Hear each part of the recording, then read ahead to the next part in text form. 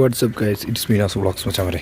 ഇന്നത്തെ വീഡിയോ എന്ന് പറഞ്ഞാൽ നമ്മുടെ മൈലേജ്, നമ്മുടെ വണ്ടിയുടെ വലിയൊരു ഘടകമാണ് മൈലേജ്.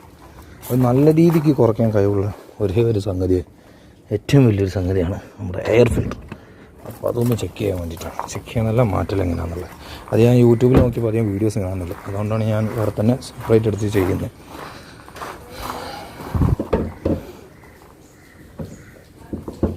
Type 3 shift ആട്ടത്.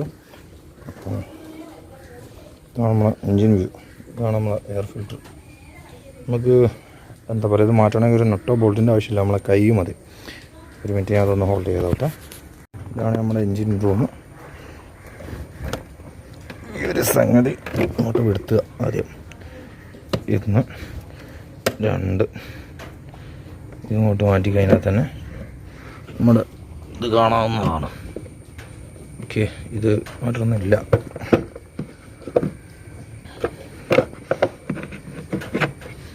ഇതാണ് നമ്മുടെ എയർ ഫിൽറ്റർ. പുതിയതാണല്ലോ.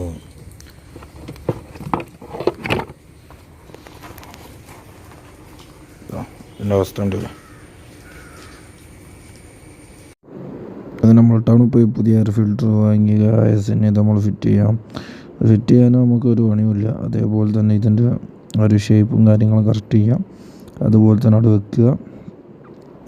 വെക്കുക, അതേപോലെ തന്നെ അങ്ങോട്ട് അടയ്ക്കുക. കറക്റ്റ് വെക്കുകയാണെങ്കിൽ വെക്കുമ്പോൾ തിരിഞ്ഞു പോയാലും അതിൻ്റെ ബാലൻസ് റെഡി അല്ലെങ്കിൽ അടയില്ല. അതേപോലെ അങ്ങോട്ട് 2 ലോക്ക് ഇടുക. നമ്മൾ ഈ സാധനം അതേപോലെ തന്നെ അങ്ങോട്ട് കൊടുക്കുക. പരിപാടി കഴിഞ്ഞു. So simple.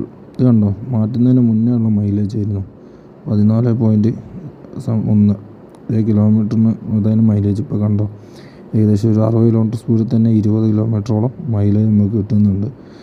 അപ്പോൾ ഒരു എയർ ഫിൽറ്റർ എന്ന് പറഞ്ഞാൽ നമുക്ക് നല്ല മൈലേജ് നഷ്ടപ്പെടുത്താൻ കഴിയുന്ന ഒരു കഴിവുള്ളൊരു സാധനമാണ് എയർ ഫിൽറ്റർ.